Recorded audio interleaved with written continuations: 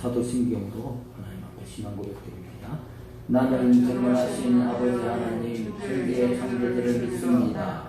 나는 그의 유일하신 아들 우리 주 예수 그리스도를 믿습니다. 그는 성령으로 잉태되어 동정녀 마리아에게서 나시고 본디오 빌라도에게 고난을 받아 십자가에 못 박혀 죽으시고 장사된 지 사흘 만에 죽은 자 가운데서 다시 살아나셨으며 하늘에 오르시어 전능하신 아버지 하나님 우편에 앉아 계시다가 거기로부터 살아있는 자와 죽은 자를 심판하러 오십니다. 나는 성령을 믿으며 거룩한 공교회와 순도의 교제와 죄를 용서받는 것과 몸의 부활과 영생을 믿습니다. 아멘.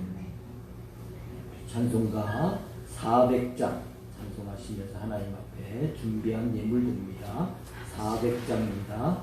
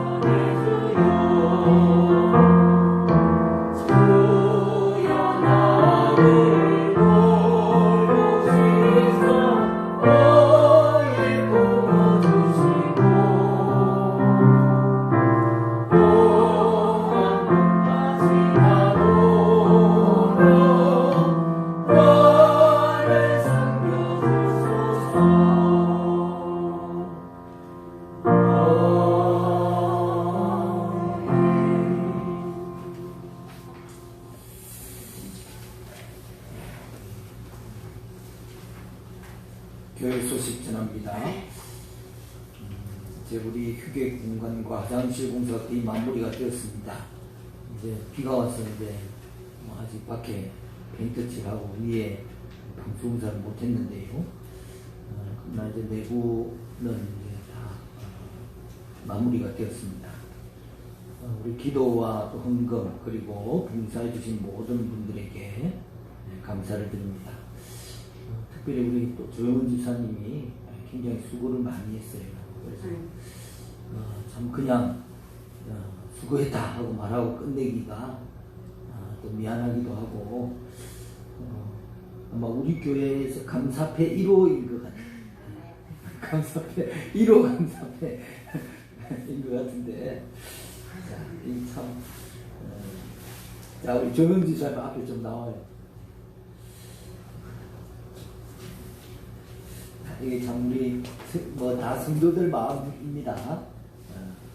내가 말을 안 했기 때문에 지금 본인이 좀 당황스러울 텐데 자, 기아는 갈릴리 교회를 사랑하여 열악한 조건 속에서도 평안하고 또 아름다운 휴게 공간을 지을 수 있도록 최선을 다했기에 깊은 감사를 드리며 온 성도들의 사랑을 담아 이 표를 드립니다. 너희 수고가 주 안에서 헛되지 않은 줄 아미니라. 고린도전서 15장 58절 마산갈릴교회 담임 목사 이승지. 자, 그리고 이건 뭐 아주 약소하게 감사. 예.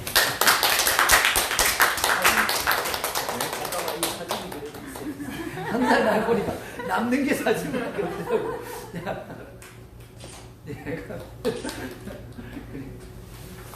네, 우리 박수로 한번 정리해 주시고, 이런 게 있으면 또 때마다 또 보면은 인테리어를 너무 잘 해놨어요. 제가 이제 또 시간 되면 목사님들도 한번 초청해가지고 저기서 차 한잔하면서 또 자랑도 하고 할 텐데, 여러분들이 우리 전지사님 또 이제 저런 또 사업을 하려고 하니까 여러분들 기도를 많이 해주시기 바랍니다. 자, 예물 봉헌합니다.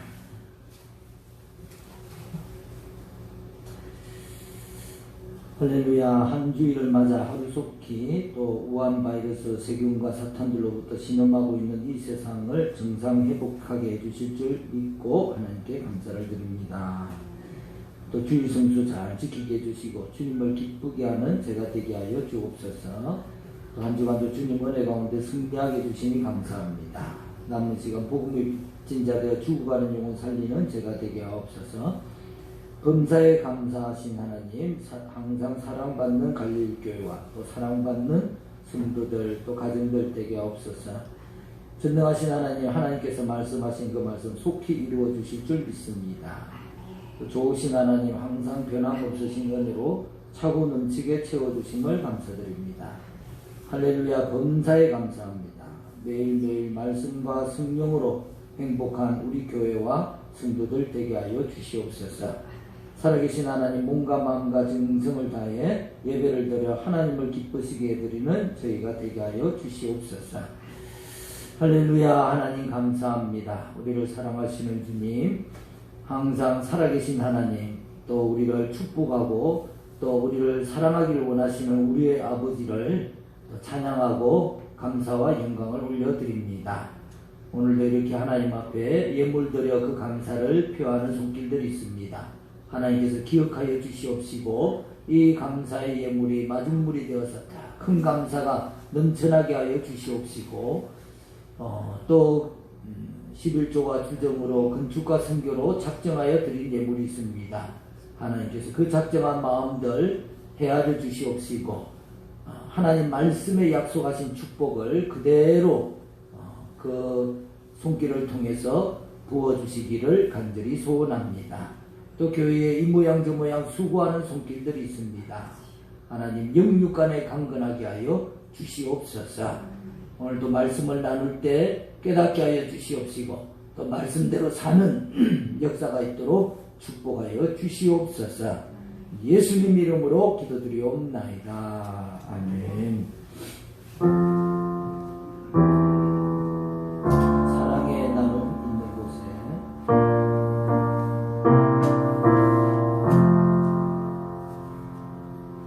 사랑의 나눔 있는 곳에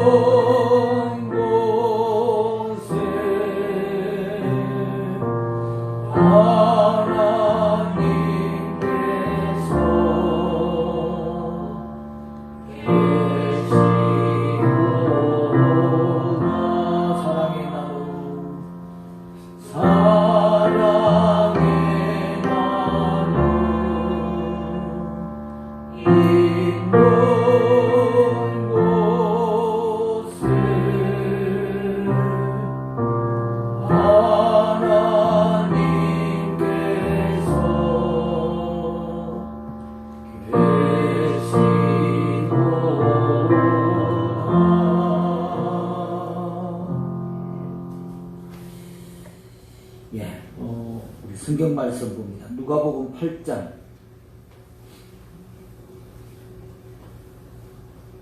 누가복음 8장 16절에서 18절 말씀입니다.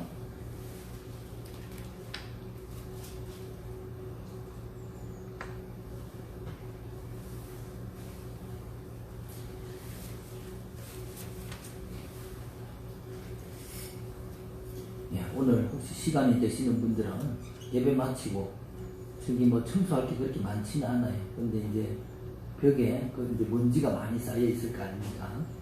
이제 이렇게 벽을 좀 같이 닦으면 한 5분이면 다 끝날 것 같아요.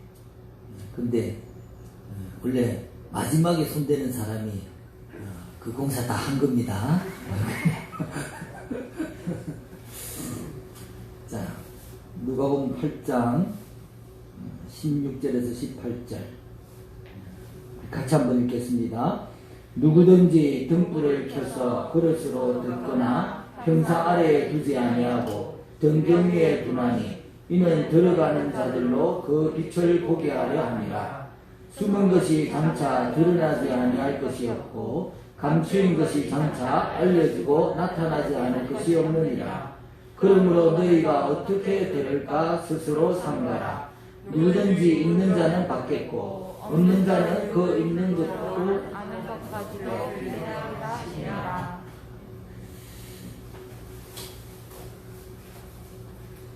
제가 아직 이 안경이 적응이 잘 안 돼가지고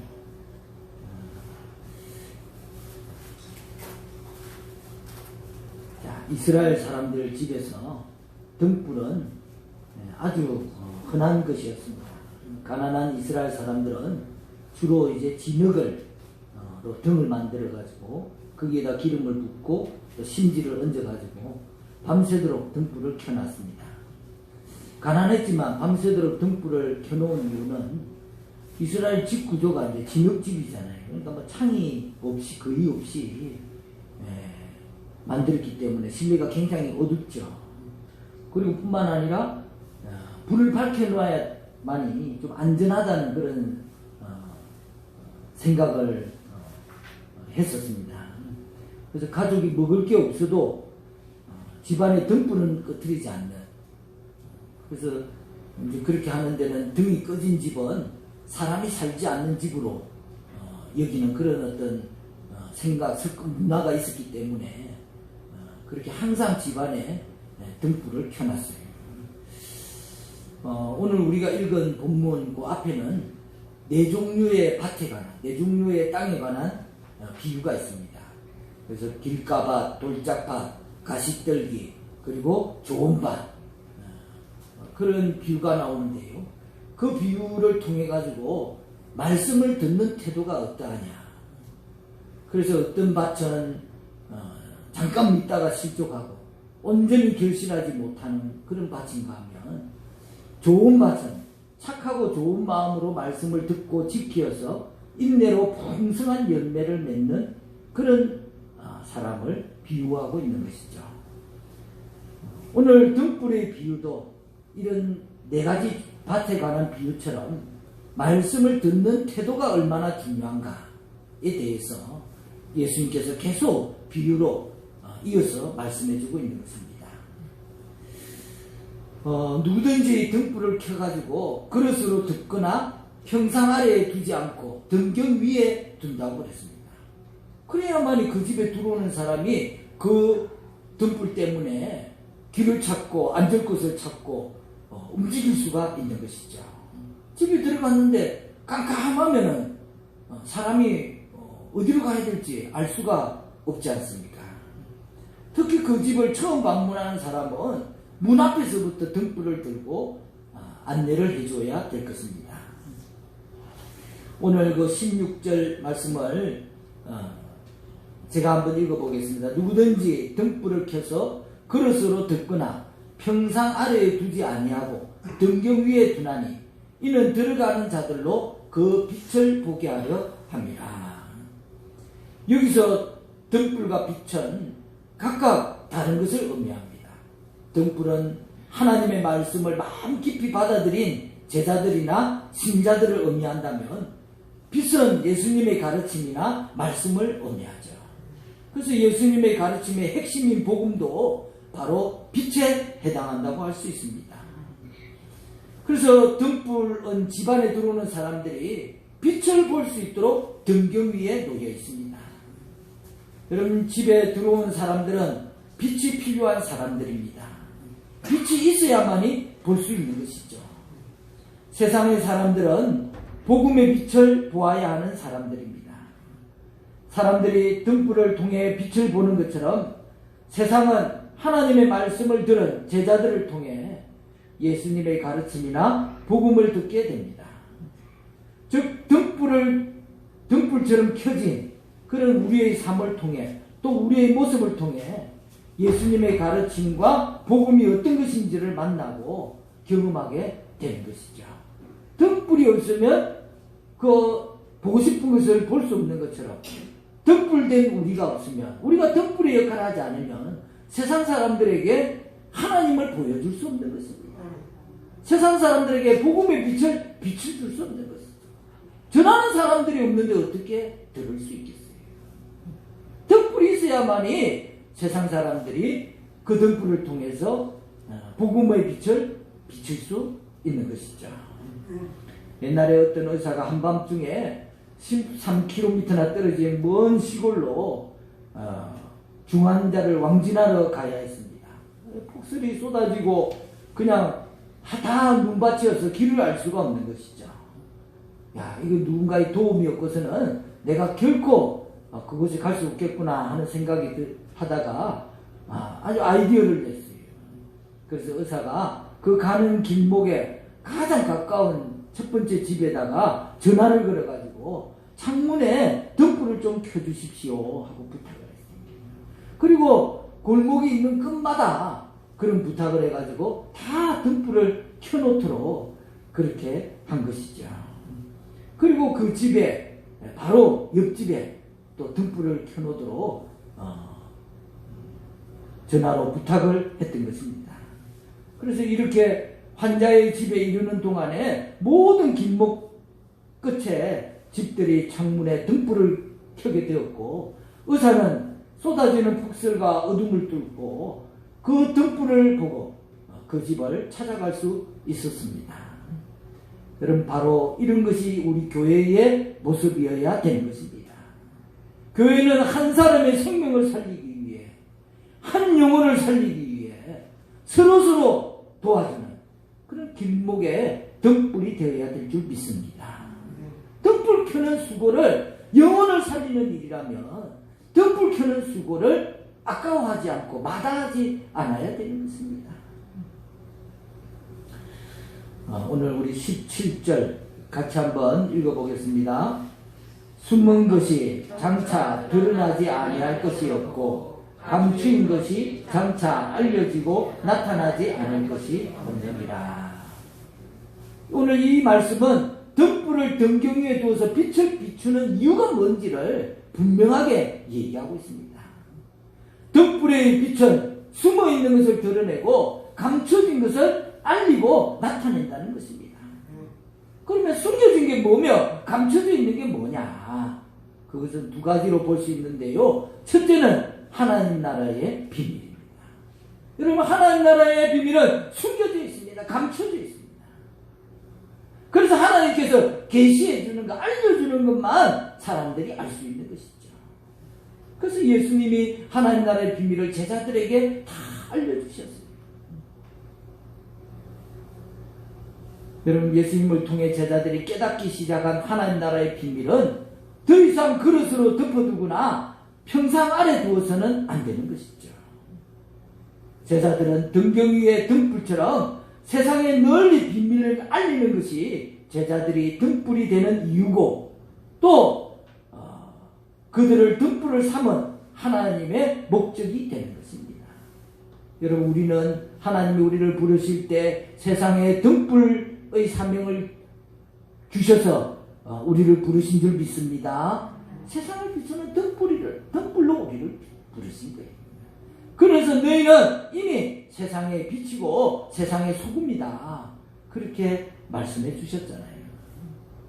여러분과 제가 다 이 사명을 깨닫고 등불의 역할을 잘 할 수 있는 우리가 되기를 바랍니다. 두 번째, 등불이 드러내는 게 뭡니까? 그 등불이 우리 자신에게 비칠 때 우리의 숨겨진 마음의 진실이 드러나게 되는 것이죠. 마치 어떤 밭이냐, 말씀을 진정으로 들어서 좋은 밭이 되고, 또 좋은 밭이 좋은 열매를 맺고, 그러면 그 열매를 보고 사람들이 야, 저 밭이 참 좋은 밭이구나 하는 것을 알게 되는 것처럼 덕불이 비치면은 여러분 우리의 마음에 있는 모든 것이 우리의 행위로 드러나게 되는 것입니다. 빛이 비치면 어두울 때는 안 보이지만 빛이 비치면 우리가 다 드러나게 돼요. 여러분 어떤 태도를 가지고 하나님 말씀을 듣고 있는지, 어떻게 신앙생활을 하고 있는지 일시적으로는 드러나지 않을지 모르지만 언젠가는 밝히 드러나고 맙니다. 다시 말해서 하나님 말씀을 순종하는 자세로 들었다면 하나님 뜻에 합당한 삶으로 그것이 나타날 수밖에 없게 되는 것이죠. 하나님 말씀을 진정으로 들으면은 그 말씀이 내 안에 들어와 있으면은 빛으로 나타나지 않을 수가 없는 거예요. 그 말씀의 능력이, 증거가 나타나지 않을 수가 없는 것입니다. 창세기 12장에 보면 아브라함에게 너는 너의 고향과 친척과 아비 집을 떠나서 내가 내게 보여줄 땅으로 가라, 그렇게 말씀해 주셨어요. 그래서 아브라함의 신앙은 고향을 떠나는 것에서부터 시작이 됩니다. 그리고 아브라함이 고향을 떠나는 것이 무슨 기도의 응답이나 또는 전쟁 같은 어떤 외부적인 상황 때문이 아닙니다. 개인적인 어떤 목적이 있어서도 아니에요. 어디서 뭐 크게 장사를 하기 위해서 이사를 한 것도 아니고 오직 그가 떠난 이유는 하나님의 명령 때문이었습니다.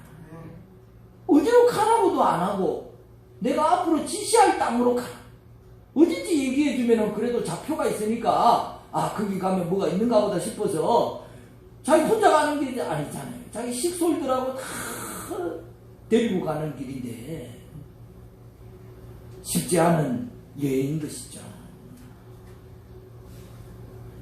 그 당시 아마 주변 사람들은 모두 아브라함을 손가락질하고 흉을 보거나 아니면 왜 그런 어리석은 길을 가려고 하느냐 안타깝게 여겼을지 모릅니다. 그러나 아브라함은 하나님 말씀 앞에서 환경이나 사람을 바라보는 것이 아니라 오직 하나님만 의지하고 말씀을 따라서 고향을 떠나서 알 수 없는 땅으로 가는 순종을 결단했던 것입니다. 여러분 이처럼 하나님의 말씀이 비춰졌을 때 그것에 순종한 아브라함, 결국 그 이름의 뜻과 같이 복의 근원이 되는 삶을 살게 되었던 것입니다. 여러분 우리는 주님의 등불입니다. 등불은 그릇으로 듣거나 평상 아래에 스스로 감추지 않는 한 그 정체가 드러날 수밖에 없습니다. 등불은 어둠과 타협하며 자기를 감출 수 없습니다. 등불이 등경 위에 있는데도 빛이 나지 않는다면 그것은 불 켜진 등불이 아니기 때문인 것이죠. 불이 꺼져 있기 때문에 빛이 안 나지, 불이 있다면 등불은 숨길 수가 없는 것입니다. 오늘 말씀에 너희가 어떻게 들을까 스스로 삼가라. 누구든지 있는 자는 받겠고 없는 자는 그 있는 줄로 아는 것까지 빼앗기리라. 18절 말씀이잖아요.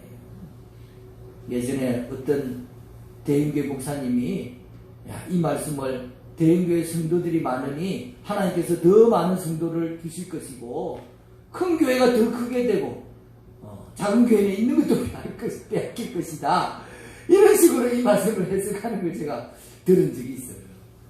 야, 너무 이게 참 자기중심적인 말씀이다. 왜냐하면 이제 대형교회 하도 욕을 많이 먹으니까 대형교회가 커지는 그 성경적인 뭐 근거에 대해서 본인은 얘기하고 싶으셨겠죠. 그래서 제가 그 말씀을 이 말씀을 그렇게 해석하는 걸 보고 혀를 찼던 기억이 있는데요. 여러분 하나님께서 분명히 가진 자들에게 더 많이 주시는 것은 분명한 사실입니다. 그러나 무엇을 가진 자들을 말하는 거예요?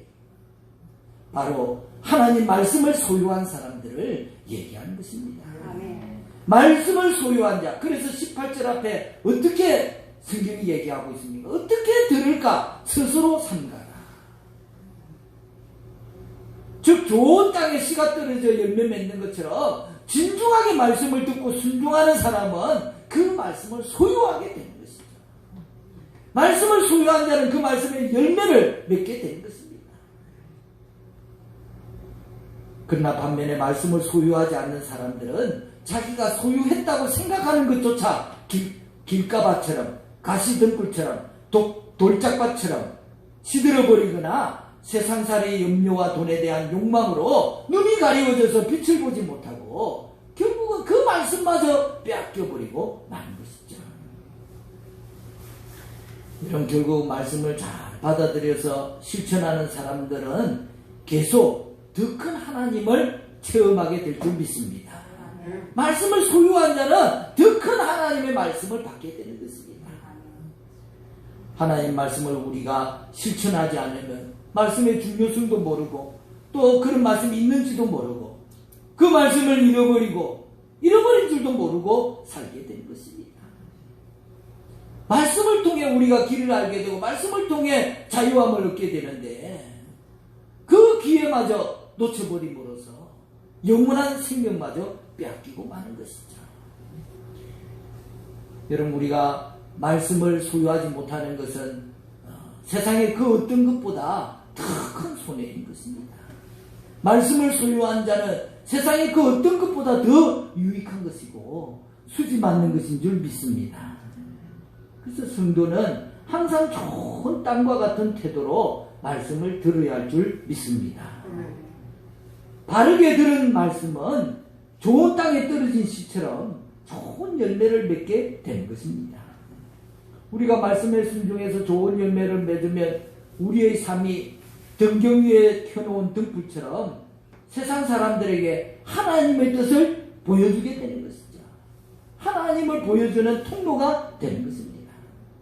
그러므로 세월이 갈수록 예수님의 말씀을 더 깊이 알고 깨닫기 위해 애를 쓰는 여러분과 제가 되어야 되겠습니다.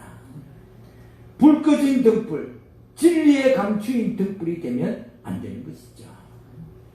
그러면 아무 빛도 비추지 못하고 결국 있는 것마저 빼앗기게 되는 것입니다. 이런 말씀이 들어오면 그 말씀의 능력이 나타나게 되는 거예요.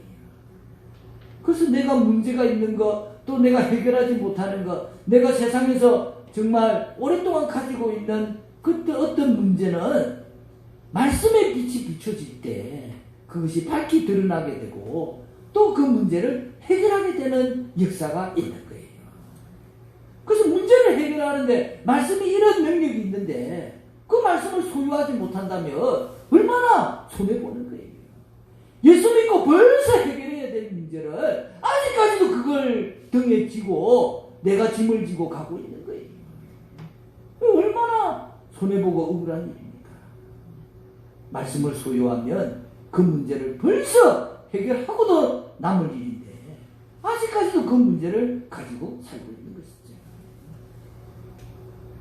여러분, 예수 믿는 거, 예수 믿는 데서 수지 맞는다는 얘기는 말씀을 소유함으로 그 말씀의 능력이 내 삶에 나타나는 데 있는 것입니다.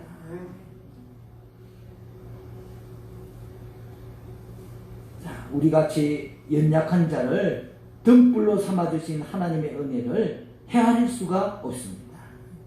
하나님 나라의 비밀을 드러낼 등불, 불의한 세상의 진리를 드러낼 등불, 이 중요한 사명에 우리를 불러 세우신 것은 그 속에 하나님의 놀라운 사랑이 숨어 있는 것이죠. 사실 하나님은 우리의 연약함과 부족함을 정확하게 아시고 계십니다. 우리가 온전하지 못하다는 것을 우리 자신보다 더 분명하게 아시는 것이죠. 그럼에도 불구하고 우리의 자격과 능력과 성품에 상관없이 우리를 등불로 삼아 주셨습니다. 말씀으로 등불의 빛을 발할 수 있는 그런 여러분과 제가 되기를 간절히 바랍니다. 사람들이 어둠 속에 작은 촛불 하나만 켜놔도요, 사람들이 그 촛불 아래에 다 모여듭니다. 그래서 그 촛불 아래에서 얼굴을 식별할 수가 있고 또 책도 읽을 수 있고 바느질도 할 수 있고, 그러나 꺼졌던 전등이 켜지게 되면은 어디 구석 어두운 곳 없이 모든 것이 다 밝아지는 것이죠. 그러면 사람들이 촛불을 어떻게 합니까? 전등이 들어왔으면 촛불을 끄게 되는 거죠. 미련 없이 훅 하고 꺼버립니다. 그러나 또 어두운 밤이 지나고 아침이 오면은 온 세상을 비추는 빛이 들어옵니다. 그러면서 또 사람들은 미련 없이 전등불을 끄고 아침에 그 빛에 모든 것을 맡기게 되는 것입니다. 여러분, 주님이 우리 안에 오시기 전까지는 우리는 희미한 불빛을 찾아 헤매이는 사람들입니다. 어떤 사람은 촛불 아래에 살고 어떤 사람은 전등 아래에 살고 있습니다. 그러나 빛 그 자체이신 주님 안에 주님이 계심으로 여러분, 우리는 더 이상 다른 빛이 필요 없게 된 줄 믿습니다. 어떤 진리도 주님 앞에서는 그 빛을 드러낼 수가 없는 것이죠. 여러분, 이제 빛 대신 주님이 나를 통해서 드러나게만 하면 되는 것인데요. 우리 예수님께서 이미 다 본을 보여주셨잖아요. 세상과 영합하지 않고 등경 위의 등불처럼 세상을 비추셨죠. 고난 속에서도 그 나라를 증거하셨고 참 사랑과 믿음의 나라를 세우셨습니다. 믿음 속에서 인생을 걸으셨던 그 본을 따라서 여러분, 우리도 잘 듣고 순종하여 하나님 말씀을 품을 수 있는 우리가 되길 바랍니다. 우리는 이미 등불로 부르셨기 때문에 말씀을 품으면 빛이 바라는 거예요. 빛을 드러내는 거예요. 그러면 내 주변의 어둠도 다, 여러분, 빛은 어둠과 타협이 없잖아요. 빛이 비치면 어둠은 다 물러가게 되어 있는 것입니다. 말씀을 내 안에 품으면 그 말씀이 내 문제, 내 어두움을 다 해결하게 되어 있습니다. 내가 뭘 일부러 하려고 하지 않아도 빛이 비치면 다 어둠이 물러가게 되어 있는 거예요. 다 드러나게 되고 다 보이게 되는 것입니다. 그게 하나님 말씀의 능력이고 세상의 그 어떤 그것도 흉내낼 수 없는 하나님의 은혜입니다. 이게 말씀을 품어보지를 못하니까, 말씀을 믿지를 못하니까 한 번도 등불의 사명을 제대로 감당하지 못합니다. 한 번도 말씀에 가지고 있는 능력을 이해하지 못하는 것입니다. 깨닫지 못하는 거예요. 자, 등불에 기름을 넣고 불을 붙이면 빛이 비쳐서 모든 것이 다 환해지는 것처럼 여러분, 우리는 이미 등불입니다. 여러분과 제 안에 하나님 말씀을 잘 품는 여러분과 제가 되길 바랍니다. 그래서 하나님 나라의 등불, 하나님 나라의 비밀이 되는 그런 여러분과 제가 되기를 간절히 축원합니다. 기도하겠습니다. 할렐루야. 하나님 아버지, 감사합니다. 우리를 불러서 세상의 어두움을 비추는 등불의 사명을 주신 것을 믿고 감사를 드립니다. 참 우리가 무엇이간데 정말 못생기고 진흙과 같은 그런 진흙 등불 같은 우리를 이렇게 부르셔서 하나님 나라의 등불로 또 하나님을 비추는, 말씀을 비추는 빛으로 우리를 세우셨으니 하나님께서 우리와 함께하여 주시옵시고 또 우리를 인도하여 주셔서 넉넉히 그 사명을 감당할 수 있는 그런 우리가 되게 하여 주시옵소서. 그래서 참 세상에 빛을 비치게 하여 주시옵시고 또 하나님 나라를 드러내는 그런 통로가 되게 하여 주시옵소서. 예수님 이름으로 기도드리옵나이다. 아멘. 다 자리 일어서서 주님의 성령을 전합니다. 나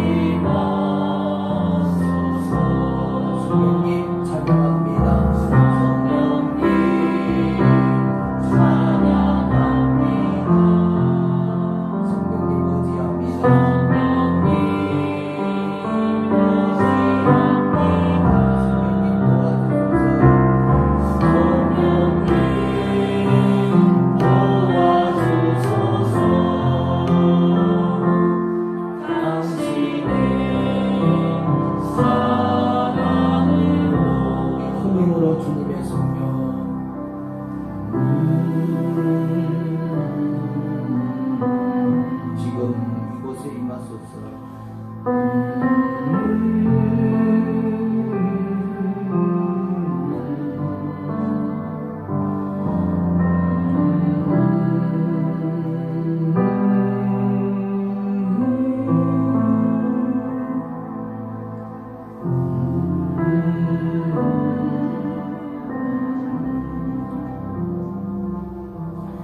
우리가 두 손을 들고 성령의 임재를 사모하는 마음으로 기도를 받으시기 바랍니다. 할렐루야. 성령 하나님, 우리를 사랑하시는 주님, 이 시간 우리 가운데 충만히 임하시기를 간절히 소원합니다. 성령님, 더 충만히 임하여 주시옵소서.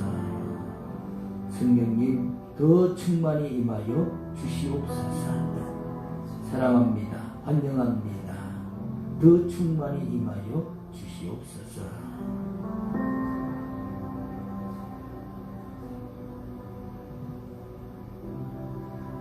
그릇에 생수가 채워지다. 성령께서 내 안에 더 충만히 임하시기를 간절히 소원합니다. 더 충만히 임하소서.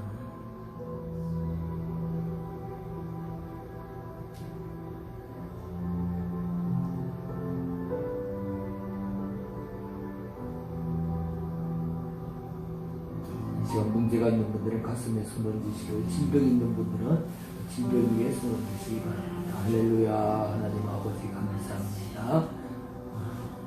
하나님께서 고치시면 어떤 병도 이 자리에서 나을 줄 믿습니다. 더 치료해 주십시오. 더 치료해 주십시오. 더 치료해 주십시오.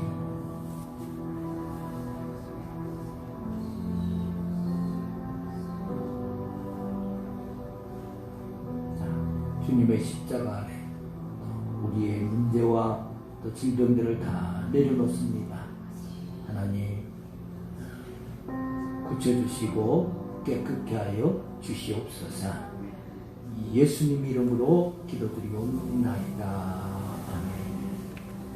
이제는 우리 주 예수 그리스도 십자가 대속의 은혜와 하나뿐인 아들을 내어주신 하나님의 지극하신 사랑과 성령의 감화감동 교통 나타나심이 우리 갈릴리 교회 모든 성도들의 머리 위에, 가정 위에, 자녀들 위에, 생업 위에 영원토록 함께 하시기를 간절히 축원하옵나이다. 아멘.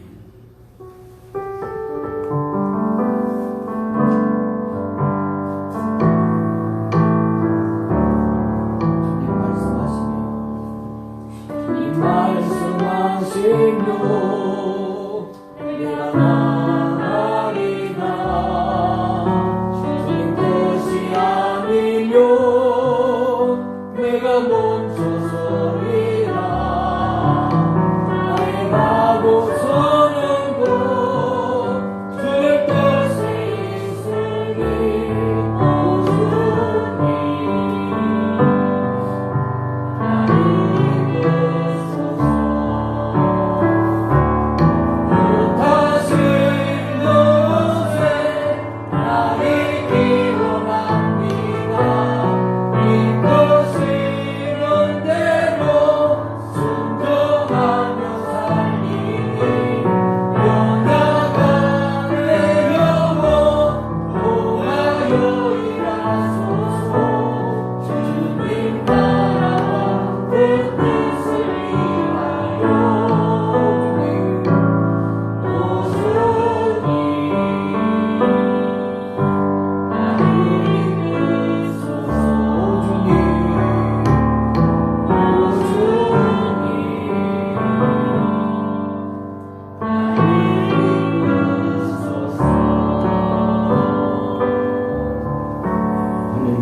하나님께 영광의 박수로